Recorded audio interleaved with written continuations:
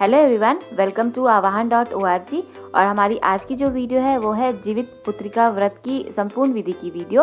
तो I hope कि आप लोगों को हमारी ये आज की वीडियो अच्छी लगे। अगर अच्छी लगे तो please like share and subscribe to our YouTube channel. आज के वीडियो शुरू करने से पहले थोड़ा हम जान लेते हैं जीवित पुत्रिका व्रत के बारे में।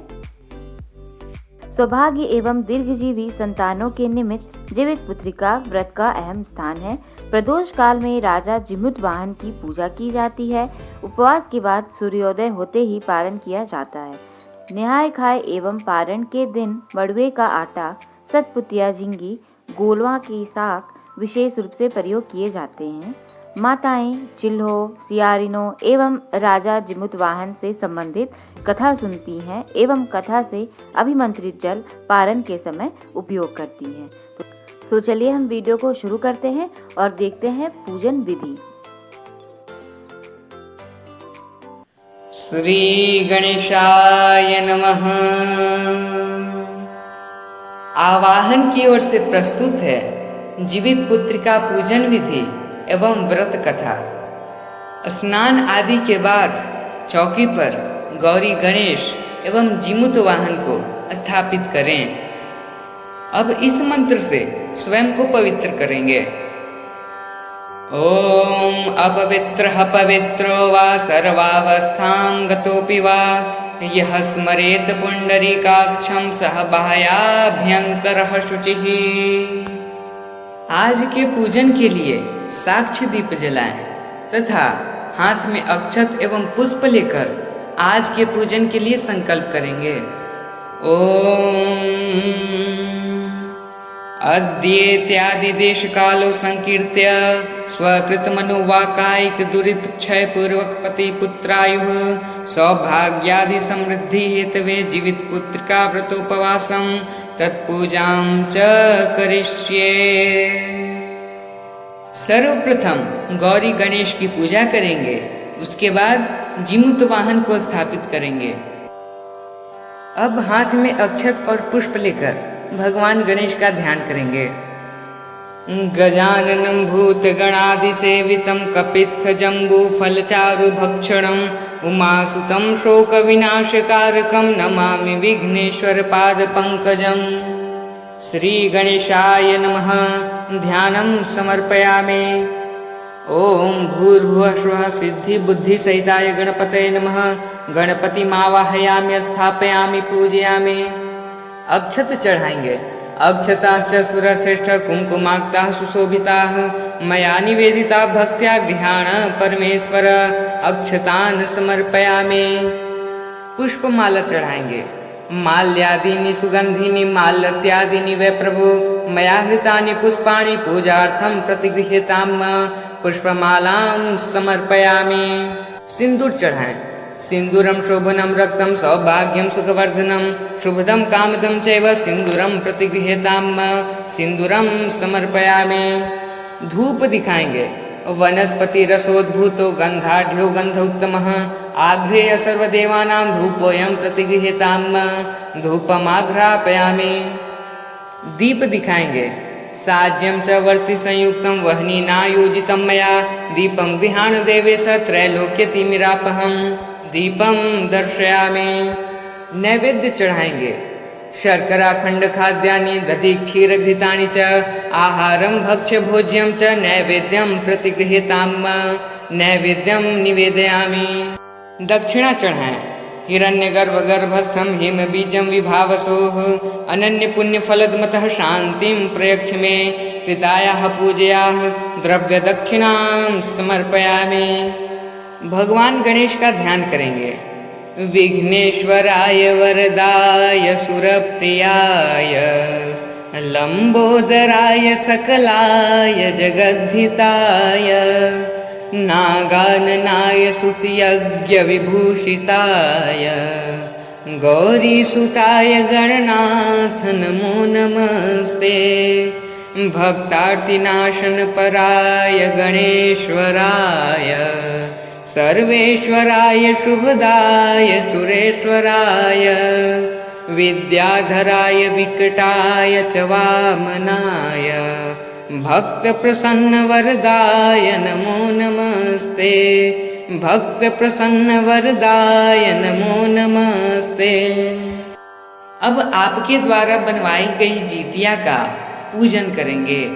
हाथ में अक्षत एवं पुष्प लेकर जिमुत वाहन का आवाहन करें।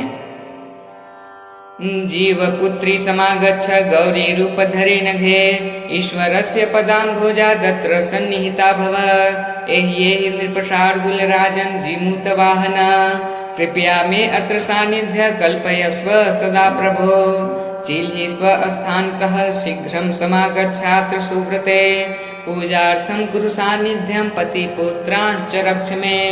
शिवे शिवकरे नित्यमागत्यात्र स्थिता भव, धन धान्य सुतायुंषि वर्धयस्व सदा मम।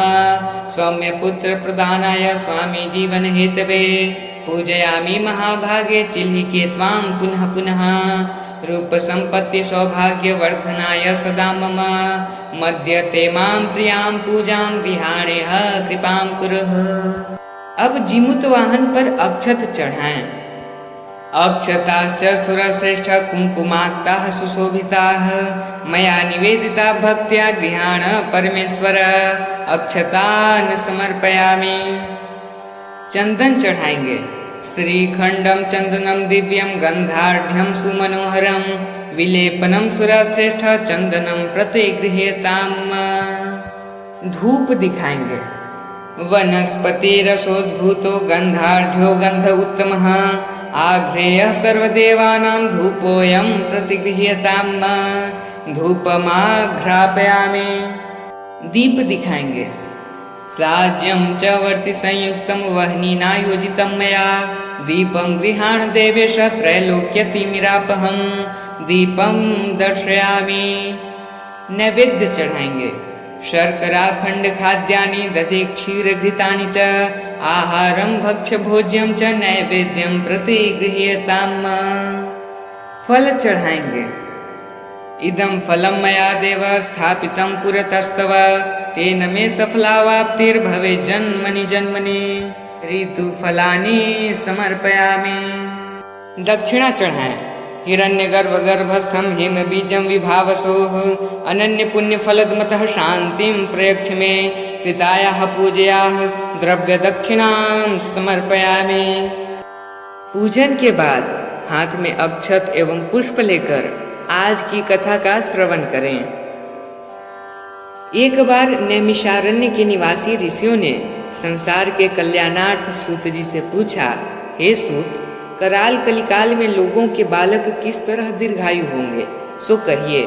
सूत जी बोले, जब द्वापर युग का अंत और कलयुग का आरंभ था, उसी समय बहुत सी शोकाकुल स्त्रियों ने आपस में सलाह की कि क्या इस काल में माता के जीवित रहते पुत्र मर जाएंगे। जब वे आपस में कुछ निर्णय नहीं कर सकी, तब गौतम जी के पास पूछने के लिए गई। जब उनके पास पहुंची तो उस समय गौतम जी आनंद के साथ बैठे थे। उनके सामने जाकर उन्होंने मस्तक झुकाकर प्रणाम किया। तदनंतर स्त्रियों ने पूछा, हे प्रभु, इस कलयुग में लोगों के पुत्र किस तरह जीवित रहेंगे? इसके लिए कोई व्रत या तप हो तो कृपा करके बताइए। इस तरह उनकी बात सुनकर गौतम जी बोले, आपसे मैं वही बात कहूँगा जो मैंने पहले से सुन रखा है। गौतम जी ने कहा, जब महाभारत युद्ध का अंत हो गया और द्रोण पुत्र अश्वत्थामा के द्वारा अपने बेटों को मरा देखकर सब पांडव बड़े दुखी हुए, तो पुत्र के शोक से व्याकुल होकर द्रौपदी अपनी सखियों के साथ ब्राह्मण श्रेष्ठ धौम्य के पास गई और उसने धौम्य से कहा, हे विपेंद्र, कौन सा उपाय करने से बच्चे दीर्घायु हो सकते हैं? यह आप कृपा करके ठीक ठीक कहिए। धौम्य बोले, सतयुग में सत्य वचन बोलने वाला, सत्याचरण करने वाला समदर्शी जिमूत वाहन नामक एक राजा था। एक बार वह अपनी स्त्री के साथ अपनी ससुराल गया और वहीं रहने लगा। एक दिन आधी रात के समय पुत्र के शोक से व्याकुल कोई स्त्री रोने लगी, क्योंकि वह अपने बेटे के दर्शन से निराश हो चुकी थी। उसका पुत्र मर चुका था। वह रोती हुई कहती थी, हाय, मुझ बूढ़ी माता के सामने मेरा बेटा मरा जा रहा है। उसका रुदन सुनकर राजा जिमूत वाहन का तो मानो हृदय विदीर्ण हो गया। वह तत्काल उस स्त्री के पास गया और उससे पूछा, तुम्हारा बेटा कैसे मरा है? बूढ़ी ने कहा, गरुड़ प्रतिदिन आकर गांव के लड़कों को खा जाता है। इस पर उस दयालु राजा ने कहा, माता अब तुम रो मत, आनंद से बैठो, मैं तुम्हारे बच्चे को बचाने का यत्न करता हूँ। ऐसा कहकर राजा उस स्थान पर गया जहाँ गरुड़ जाकर प्रतिदिन मांस खाया करता था। उसी समय गरुड़ भी उस पर टूट पड़ा और मांस खाने लगा। जब अतिशय तेजस्वी गरुड़ ने राजा का बायां अंग खा लिया तो झटपट राजा ने अपना दाहिना अंग फेर कर गरुड़ के सामने कर दिया। यह देखकर गरुड़ जी ने कहा, तुम कोई देवता हो? कौन हो तुम? मनुष्य तो नहीं जान पड़ते। अच्छा, अपना जन्म और कुल बताओ। पीड़ा से व्याकुल मन वाले राजा ने कहा, हे पक्षीराज, इस तरह के प्रश्न करना व्यर्थ है, तुम अपनी इच्छा भर मेरा मांस खाओ। यह सुनकर गरुड़ रुक गए और बड़े आदर से राजा के जन्म और कुल की बात पूछने लगे।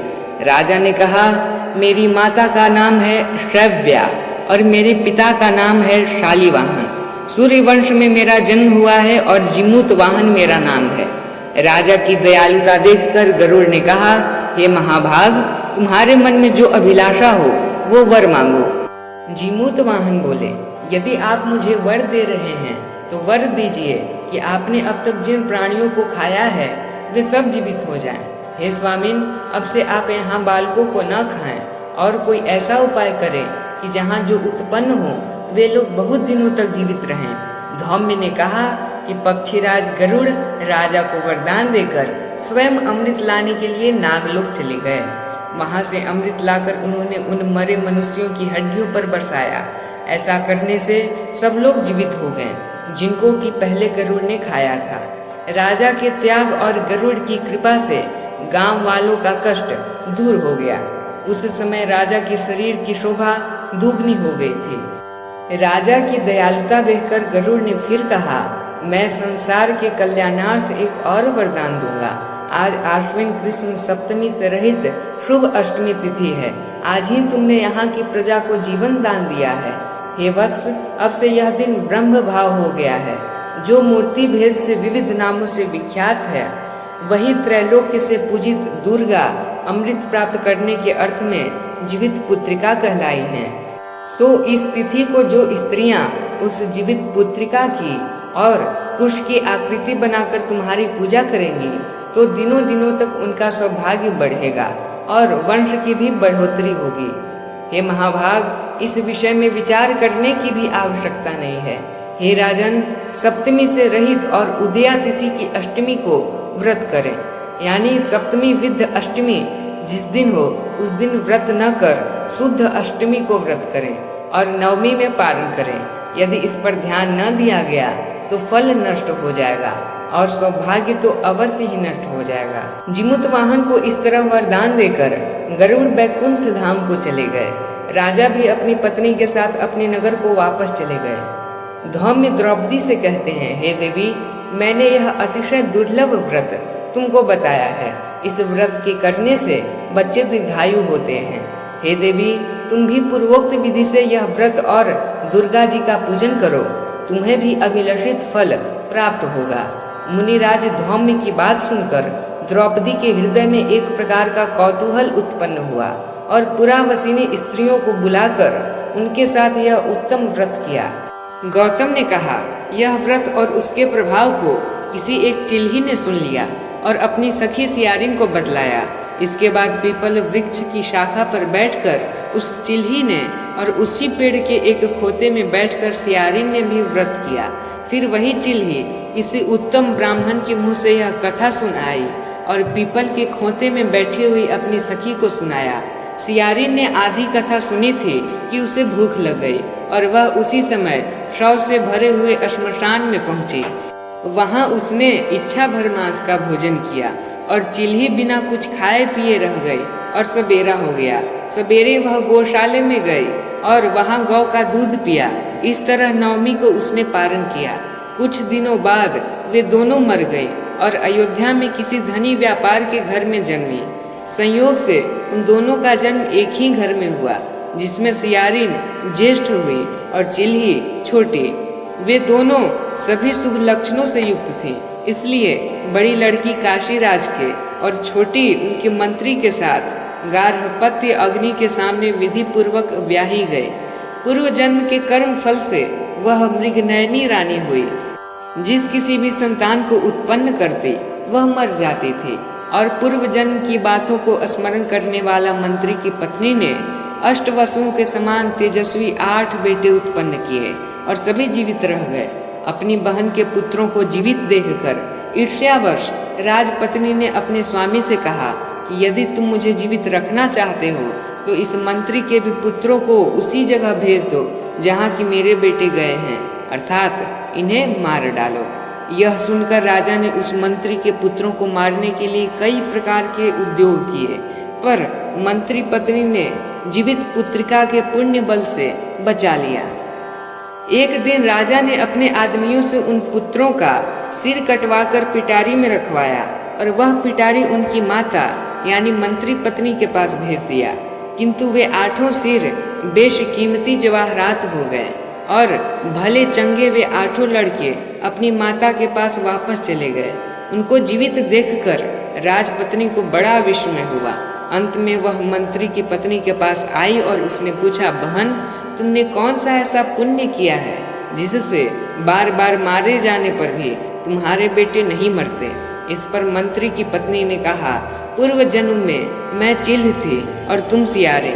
हमने और तुमने साथ साथ जीवित पुत्रिका का व्रत किया था। तुमने व्रत के नियमों का भली भांति पालन नहीं किया था और मैंने किया था। इसी दोष से हे बहन, तुम्हारे बेटे नहीं जीते हैं। ओ राजरानी, अब भी तुम उस जीवित पुत्रिका का व्रत करो, तुम्हारे बेटे दीर्घायु होंगे। मैं तुमसे सच सच कह रही हूँ। उसके कथनानुसार रानी ने व्रत किया, तभी से उसके कई बेटे सुंदर और दीर्घायु होकर बड़े बड़े राजा हुए। सूत जी कहते हैं कि सब प्रकार का आनंद देने वाला मैंने यह दिव्य व्रत बतलाया। स्त्रियां चिरंजीवी संतान चाहती हों तो वे विधि पूर्वक यह व्रत करें। इति स्त्री जीवित पुत्र का व्रत कथा। अब आप सुविधानुसार गणेश जी की आरती कर लें। अब हाथ में अक्षत एवं पुष्प लेकर 3 बार प्रदक्षिणा करेंगे। ओम यानी कानी च पापानि जन्मांतर कृतानि च तानि तानि विनश्यन्ति प्रदक्षिणा पदे पदे। ओम यानी कानी च पापानि जन्मांतर कृतानि च तानि तानि विनश्यन्ति प्रदक्षिणा पदे पदे। ओम यानी कानी च पापानि जन्मांतर कृतानि च तानि तानि विनश्यन्ति प्रदक्षिणा पदे पदे। आवाहनं न जानामि न जानामि विसर्जनं पूजा विधि न जानामि क्षमस्व परमेश्वर। पुनः हाथ में अक्षत एवं पुष्प लेकर आवाहित देवताओं का विसर्जन करें। ओम गच्छ गच्छ गृहं गच्छ स्वस्थानं परमेश्वर पूजाभ्यर्चन काले तु पुनरागमनाय च। जीवित पुत्र का पूजन विधि एवं व्रत कथा आप रवि आलोक के स्वर में सुन रहे थे। वीडियो को लाइक एवं चैनल को सब्सक्राइब अवश्य करें। धन्यवाद।